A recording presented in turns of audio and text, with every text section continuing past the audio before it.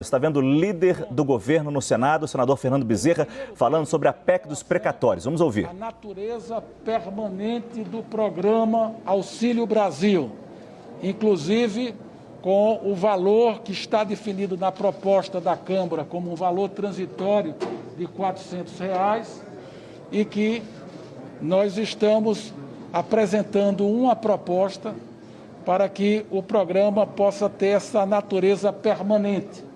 Então, esse é o primeiro ponto.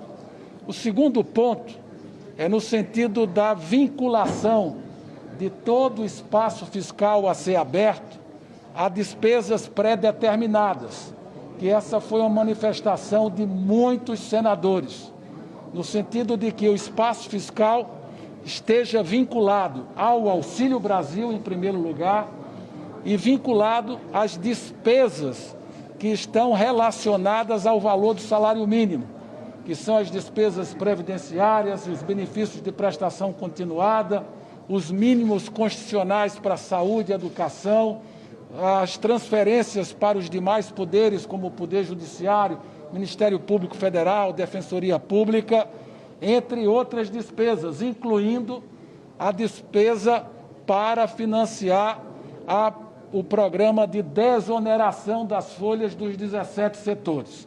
Então, tem uma demanda que é vincular o uso do espaço fiscal que será aberto. Esse seria o segundo item. O terceiro item é em relação a uma proposta de auditoria dos precatórios. É importante que se diga que não se quer questionar decisões judiciais. O que se quer é fazer uma avaliação sobre a gestão dos precatórios.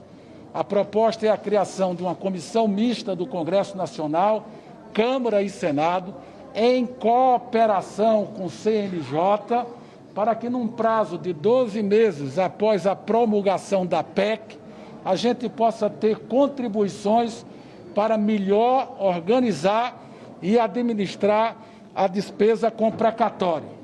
Essa despesa, ela tem crescido muito nos últimos anos. Quando da instituição do teto do gasto público, em 2017, esta despesa, que era de 18, 19 bilhões, ela, este ano, já alcança 56 bilhões. No próximo ano, 89 bilhões. E tem projeções para o ano de 2023 de 130 bilhões. Ou seja, as despesas com precatórios alcançam quase 1% do PIB brasileiro. Então, é preciso que haja um aprofundamento sobre a natureza dessas despesas, a forma da sua constituição e também a melhor gestão sobre a despesa de precatório. Então, essas são os três pontos. O quarto ponto é em relação à preocupação de como serão utilizados os recursos provenientes dos precatórios de Fundef, cujos credores são estados e municípios brasileiros. Na realidade, são recursos transitórios, eventuais, não são receitas permanentes, mas é importante que esses recursos também possam beneficiar os professores. Só que não se pode querer imaginar que essa receita possa financiar aumentos salariais sem cobertura de receita permanente. Por isso que a proposta é garantir o acesso aos professores dos recursos extraordinários dos precatórios do Fundef, mas definindo o seu pagamento através de abono salarial e não de reajuste salarial. Isso é importante para manter o equilíbrio das contas das previdências estaduais e municipais. O quinto ponto é em relação ao compromisso de desembolso do pagamento do Fundef. Na realidade, pela legislação presente, inclusive com a proposta que veio da Câmara, o Fundef será pago em 3 parcelas anuais, 40%, 30% e 30%. Mas não se definiu o fluxo de desembolso durante cada ano. Existe, portanto, uma certa insegurança por parte dos governadores que essa decisão do pagamento dos precatórios possa se dar de forma discricionária, ou seja, que o governo federal opte por pagar os precatórios apenas ao final do ano de 22. Então, se quer uma programação que seja proporcional ao transcorrer do ano próximo. Então, estamos enfrentando também essa questão. E, por último, a sexta inovação, que é muito mais uma questão redacional, nós estamos tratando como ajuste redacional em relação à utilização de precatórios e direitos creditórios de terceiros, que não ficou claro na redação que veio da Câmara. Então, são essas 6 alterações. Quero dizer que, ao longo do dia, recebi outras sugestões de outros senadores. Nós estamos em diálogo permanente com as lideranças e com os senadores, tenho me colocado à disposição e, dentro da análise que o governo está fazendo, podendo atender novas demandas, nós assim faremos, porque queremos construir um texto o mais amplo possível. Mas é evidente que o governo tem também as suas limitações para avançar. O governo não quer discutir a questão do subteto para os precatórios e o governo também entende que é fundamental fazer a sincronização das despesas obrigatórias que se dá em dezembro com a correção do teto do gasto público que se dá em junho. A proposta, portanto, é fazer todas as correções no mês de dezembro. Portanto, estamos acreditando de que temos encontrado compreensão entre os senadores e amanhã à tarde, às 15 horas, estarei reunido com a bancada do PSD, após a leitura do meu relatório na CCJ, para poder aprofundar ainda mais esse debate.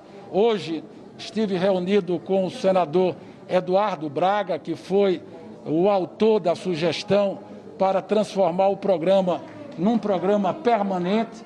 Portanto, acho que nós estamos criando um ambiente positivo para deliberar essa importante matéria. Senador, o senhor citou algumas alterações que vão mexer no mérito da matéria. Como é que fica a questão da promulgação? Vai manter aquela possibilidade, aquela postura inicial? Vai voltar tudo para a Câmara? Isso tudo será fruto de como se der a aprovação da matéria. Primeiro, estamos tratando do mérito. A pergunta que é feita é como se dará a tramitação. Se nós poderemos, eventualmente, promulgar a parte comum, porque tem parte comum entre Câmara e Senado. Vou dar um exemplo, o parcelamento das dívidas previdenciárias dos municípios.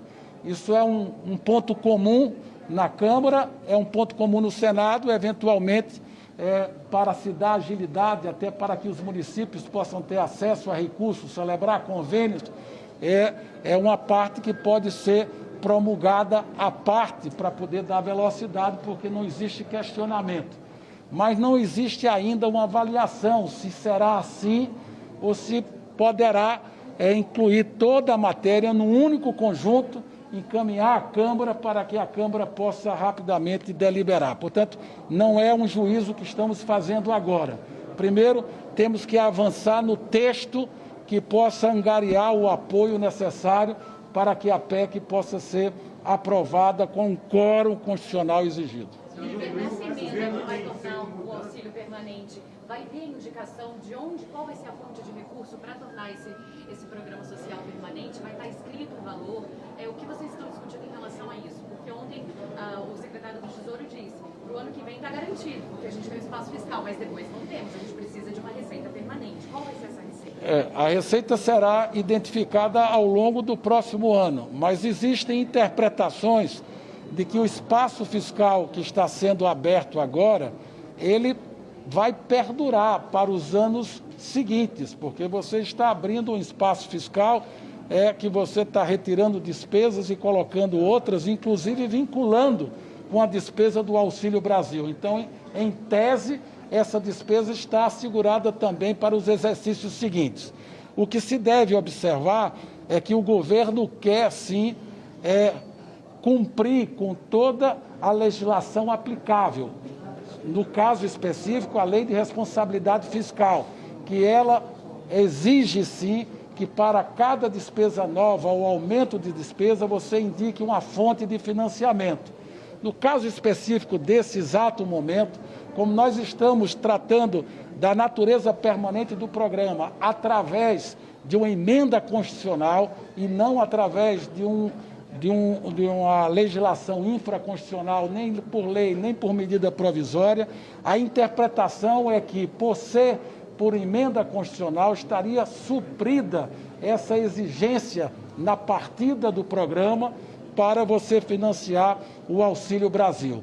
Agora, se as avaliações no transcorrer do próximo ano indicar a necessidade para que, para os exercícios seguintes, você tenha que ter uma fonte específica para isso, quem sabe se pode voltar o debate sobre a questão da tributação de dividendos, lucros e dividendos, que não encontra ainda o ambiente adequado para prosperar aqui no Senado neste ano.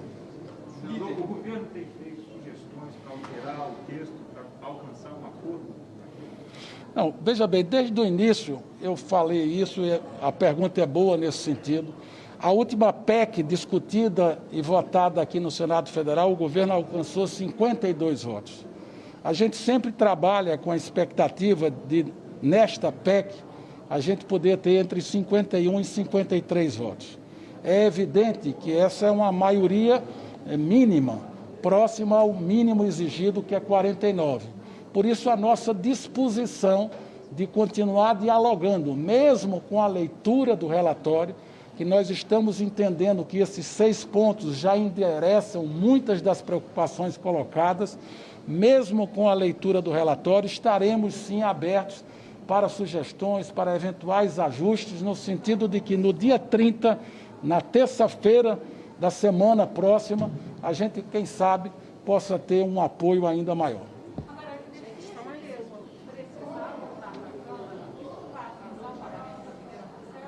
Isso está sendo discutido, o presidente Arthur Lira está sendo informado de todas as movimentações que estamos fazendo aqui no Senado.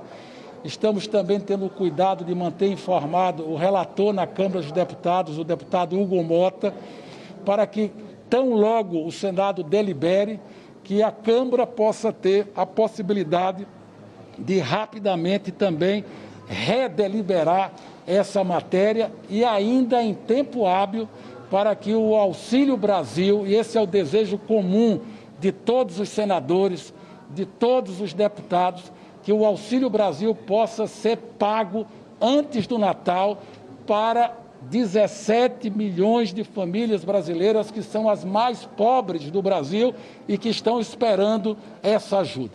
Considerando o tempo muito curto, é possível que o pagamento do Auxílio Brasil em dezembro não seja seguido no calendário do próprio Auxílio Brasil, que era do Bolsa Família? Vai conseguir pagar já a partir do dia 16? Olha, nós temos conversado com o ministro João Roma. É evidente que o ideal é que a gente delibere o quanto antes, mas eu acho que a equipe do Ministério da Cidadania, a equipe da Caixa Econômica Federal, tem surpreendido em relação ao atendimento desses cronogramas. Assim foi no auxílio emergencial e assim será no Auxílio Brasil. Obrigada. A possibilidade de se alterar a questão da metodologia do teto de gastos, por quê? Porque o PSD fala que tem uma divisão na bancada relacionada à metodologia, né, de cálculo do teto. O governo pode mexer nessa questão, mas essa questão ela não será mexida independentemente de... Eu me reservo a responder sua pergunta amanhã, depois do encontro que eu vou ter com a bancada do PSD. O que eu posso dizer é que o diálogo tem fluído de forma muito positiva com os senadores do PSD. Quando o senhor falou que se não ficar entendido que o espaço fiscal vai cobrir essa fonte permanente, vocês podem voltar ao debate, e falou da questão dos dividendos, vocês já estão atrelando ao projeto do imposto de renda que está parado, se ele passar, quando ele passar e o que vier de lá, poderia cobrir? Sim, isso? claro. É um candidato natural a ser a fonte para esse programa, é a legislação do imposto de renda. Na realidade, a Câmara deliberou por uma grande maioria E a gente está trabalhando para deliberar ainda esse ano o imposto de renda. É um compromisso do governo fazer essa matéria avançar. Estamos encontrando resistência, porque o relator, o senador Ângelo Coronel, não se sente seguro de apresentar um texto, porque entende que a Câmara poderá voltar com um texto aprovado lá. Então, nós estamos tentando vencer essas desconfianças para encontrar o clima necessário para deliberar sobre isso. Se não for esse ano, certamente no próximo ano nós teremos tempo, antes das eleições, de poder aprofundar a matéria, e este é um candidato natural a ser a fonte para esse programa. Obrigada. Pessoal, obrigado.